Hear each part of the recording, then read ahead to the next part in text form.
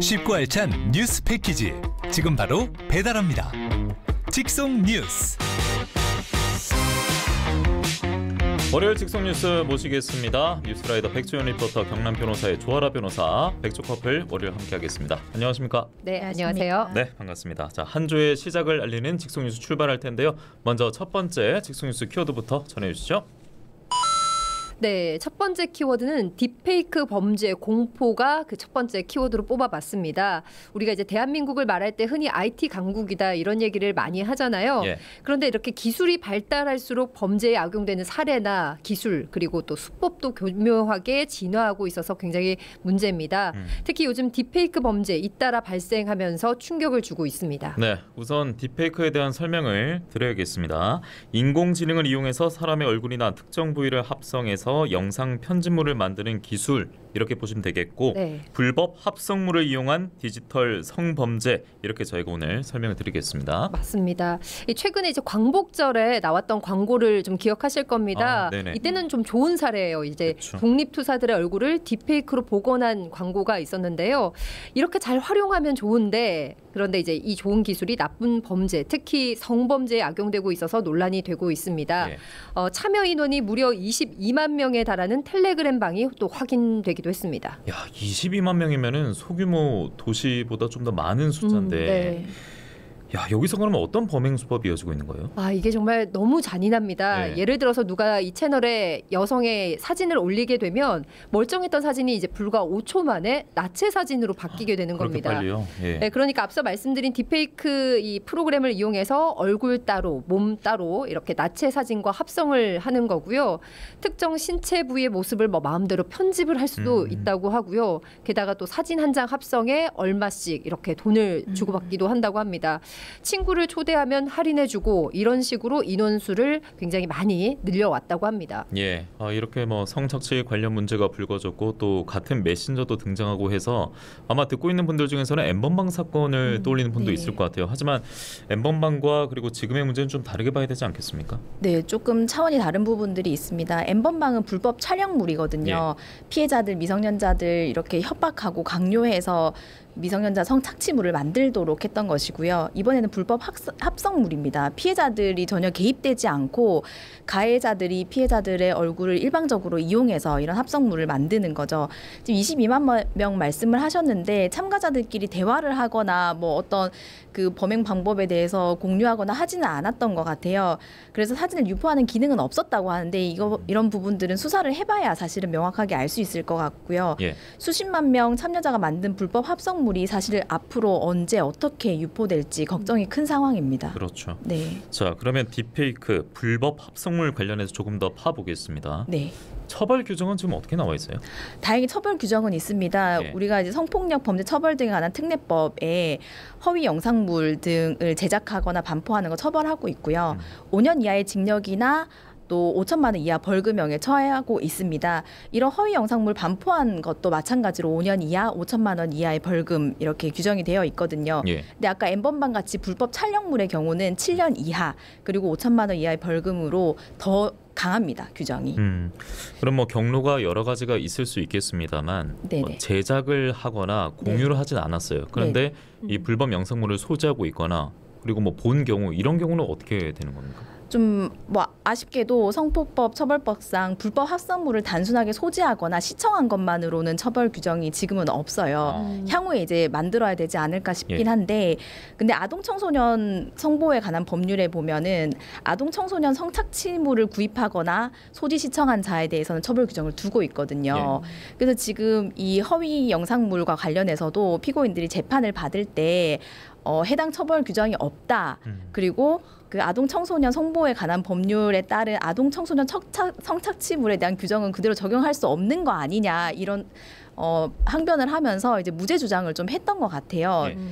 처벌받지 않기 위해서요. 근데 이제 재판부에서는 이런 규정을 두는 것이 아동 청소년을 상대로 한 성범죄 유발하는 거 이거 막아야 되는 거기 때문에 동일하게 처벌을 해야 된다라고 해서 유죄 판결을 내고 있습니다. 예, 그러면 법망이 좀 허술할 수는 있는데 현재는 그런데 만약에 그 불법 영상물 피해 대상자가 만약 미성년자라면은 이거는 소지를 하고 있거나 네. 영상을 봐도 처벌이 된다. 네, 그렇죠. 그 말씀인 거죠. 이게 미성년자 얼굴을 합성을 한 거기 네네네. 때문에 미성년자 성착취물이랑 동일하게 보고 있는 겁니다. 그렇군요. 네. 저희가 앞서 그 22만 명 텔레그램방 그 숫자 네. 때문에 한 차례 놀랐는데 더 놀랄 게 있습니다. 이게 한두 개가 아니라고 하는군요. 맞습니다. 이제 얼마 전에 서울대 인하대 딥페이크 단체방이 이제 문제가 됐는데요. 이번에 한 언론 보도에 따르면 전국 70여 개 대학에 이름을 단 단체 대화방이 따로 있었고요. 여기에 또 이름 뭐 이런 얘기들을 입에 담기도 힘듭니다. 이제 누나나 여동생, 엄마, 가족들의 사진을 불법 합성하는 채널부터 여군을 상대로 한 딥페이크 대화방이 또 공개가 되기도 했습니다.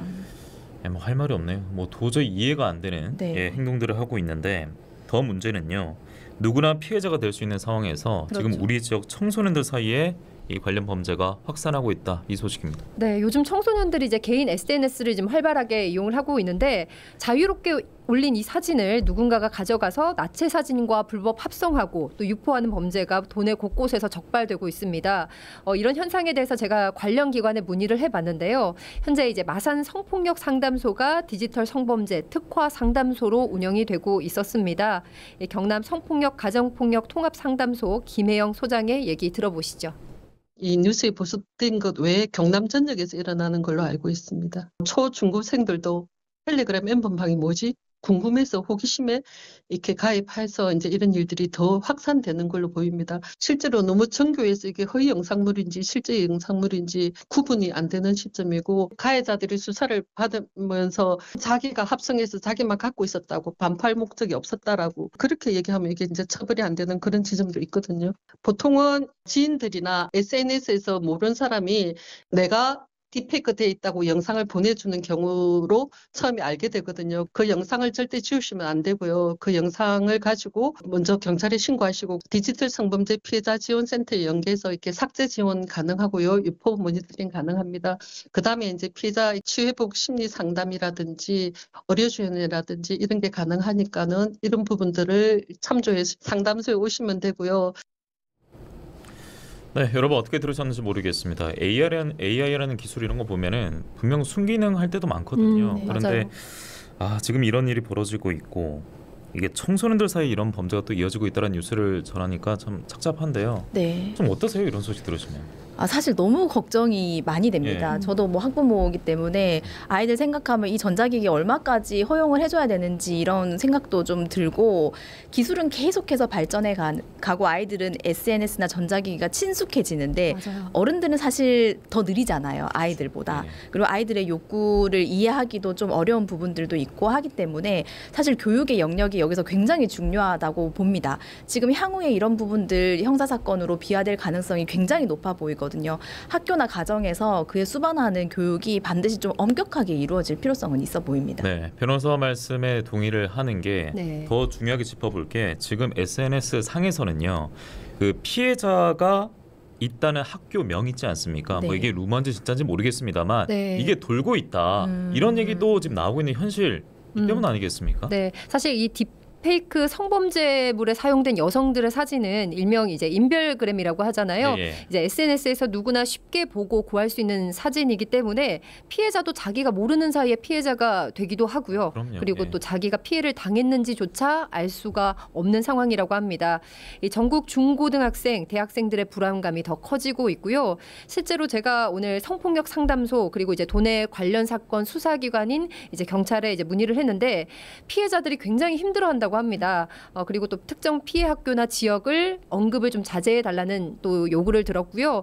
어느 도시 뭐 지역명만 나와도 피해자들이 겁을 먹고 불안해하고 있는 상황이라고 전해주셨습니다. 예, 저희가 다루고 있는 불법 합성물 이 얘기를 다루면서 메신저 텔레그램이 또 한번 등장하지 않았습니까? 네. N번방 때도 이 텔레그램이 등장을 했었는데 수사 당국에서는 이 텔레그램 자체가 해외 서버를 두고 있기 때문에 수사가 참 어렵다고 합니다. 네. 근데 그건 그렇고 그럼 N번방 밝혀냈었던 추적단 불꽃 활동은 그럼 어떻게 설명할 수 있어라고 묻는다면 이게 좀 반응들이 좀 다르게 나타날 수도 있겠습니다. 네, 사실 뭐 파악해서 잡고자 하는 의지가 있으면 불꽃 추적단처럼 잡아낼 수 있는 거 아니냐라는 의견들도 많고요. 지금 텔레그램 사실 저도 좀 문제라고 봅니다. 그 범죄자들은 텔레그램이 보안이 아주 강하다라는 인식을 하고 있기 때문에 이런 부분들을 이용하고 있고, 지금 참고로 지난 주말에 텔레그램 창업자가 프랑스에서 구속됐거든요. 그렇더라고요. 네. 지금 중범죄를 이 텔레그램을 악용을 많이 하고 있는데 왜 이거 방치하냐라는 혐의로 체포됐기 때문에 이런 부분들에 대해서도 인식 제고가 좀 있을 것 같습니다. 예. 네. 오늘 첫 직속 뉴스가 딥페이크 성범죄 사건 주제로 다뤄봤었고, 이게 신종 범죄라고 할 수는 없겠습니다. 네. 일종의 관련 범죄가 일전에도 있기도 했었고 충분히 위기 신호가 감지돼 왔는데 결국에는 뭐 처벌도 수위가 약했고 그리고 관심도 강하지 않았기 때문에 범죄가 계속 조금씩 변하면서 이게 참 성장하고 있지 않습니까? 네. 근데 법이 또 기술을 따라가지 못하고 있고 무분별한 피해가 지금 양산되고 있는데 이번만큼 이 고리를 완전히 좀 끊어내야겠습니다. 네. 예, 앞으로 더 걱정이기 때문에. 자, 백지원 리포터 다음 소식 가보겠습니다.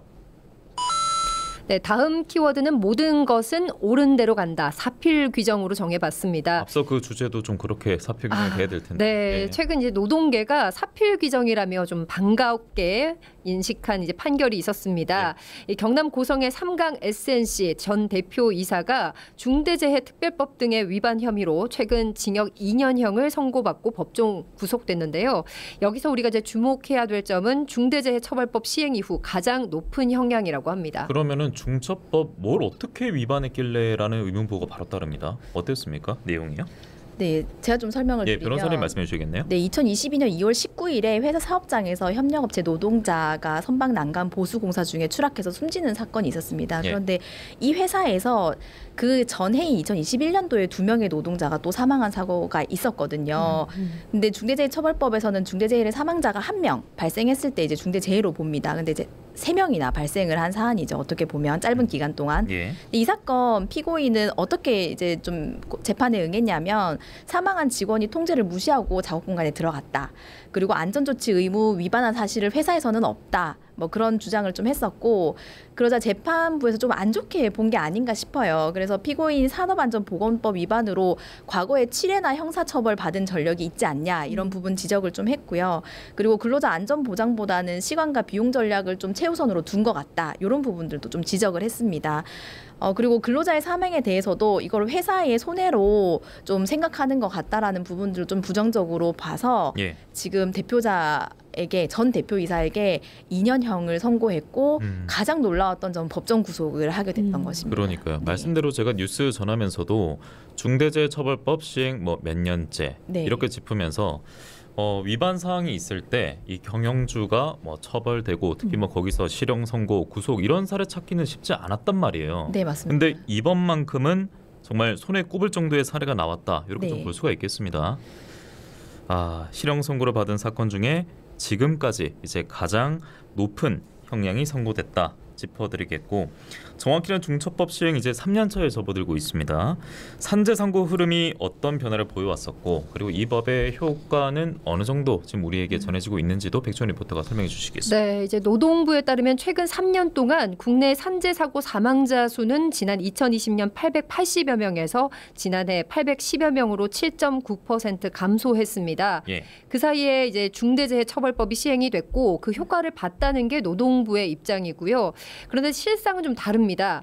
산재 사망자 수가 7.9% 줄어든 반면 중상해 재해자는 15%가 늘어났기 때문인데요. 여기서 중상해 재해자란 이 3개월 이상 요양이 필요할 만큼 중상을 입은 경우, 그러니까 이제 목숨은 부지했지만 정말 크게 다친 부상자를 말합니다. 제가 들으면서 의아했던 게 지금 말씀하신 게 중대재해 아니에요?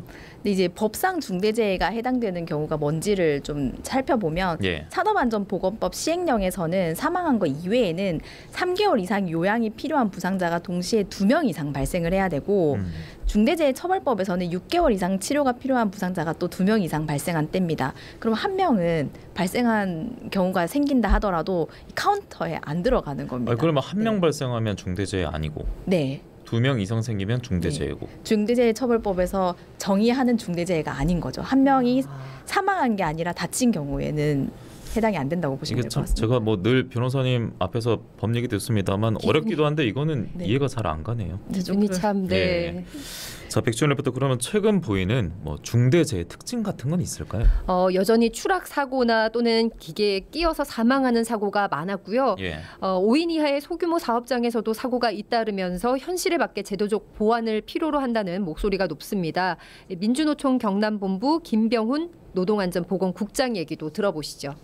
예를 들어 5인 미만 사업장에서 전체 중대재해 35에서 40%가 발생하는 만큼 중처법을 확대 적용해야 한다고 생각하는 거고요. 또 그리고 노동자가 위험하면 바로 작업을 중지할 수 있는 권한을 사실상 명확하게 좀 부여해야 하는 거고요. 실제로 그 작업 중지권을 결정하는 사람은 실제 현장에서 일하는 사람이 아니거든요. 권한 있는 사람들은 다 그 사무실에서 에어컨 바람을 쐬고 있는 사람이에요.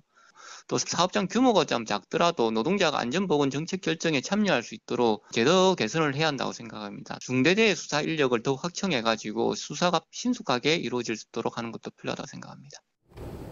네, 이 말씀의 실현 가능성은 어떤지도 궁금해지고요. 그리고 중처법 시행 이후에 전국에서 법 위반으로 기소돼서 실형을 선고받은 건수가 총 3번인데 최근 일까지 다 경남에서만 있었습니다. 그래서 경남도 이대로 넘어갈 수는 없는 사안이기 때문에 조아라 변호사님 말씀으로 오늘 정리하도록 하겠습니다. 네, 지금 뭐 중대재해처벌법 사람들 관심 너무 많이 받아왔었거든요. 작업 현장 많이 바뀔 거다라는 기대도 있었고 또 우려의 목소리도 있었습니다. 너무 처벌 만능주의로 가는 거 아니냐. 근데 어찌됐든 간에 점차 변화되고 있고 처벌의 수위도 계속 높아지고 있는 것 같습니다. 이게 누군가를 처벌하고자 하는 게 목적인 법이 아니라 결국 근로자의 환경이 얼마나 더 좋아질 수 있는지 좋아지게 만들고자 하는 의지가 담긴 법이기 때문에 이런 부분들 좀 현장에서 반영이 좀 잘 될 수 있기를 바라고요. 그리고 또 어떻게 보면은 경남에서 이런 처벌들이 좀 나오고 있다는 거 어떻게 보면 좀 긍정적인 게 아닌가 싶습니다. 노동계에서도 언론에서 자꾸 이런 것들 주시해주고 감시해주는 역할 잘 해줘서 이런 결과 나왔다고 또 평가하고 있기도 하거든요. 그래서 앞으로도 뭐 언론 내 역할이나 이런 부분들 많이 기대할 거고요. 현장에서도 법이 잘 반영될 수 있도록 그런 법 쪽에서 노력할 수 있도록 하겠습니다. 네. 저희 MBC 경남 뉴스파다도 이제 감시 역할을 충실히 이행해 나가겠고요. 한 명이든 두 명이든 중대재해가 발생하면 안 됩니다. 사고 이런 피해자가 더 이상 나오지 않도록 제도적인 안전망도 꼼꼼하게 촘촘하게 세워져야겠습니다. 직속 뉴스 백지원 리포터 조아라 변호사 함께했고요. 저희는 전하는 말씀 듣고 돌아오겠습니다. 두 분은 먼저 인사드리겠습니다. 고맙습니다. 네, 고맙습니다.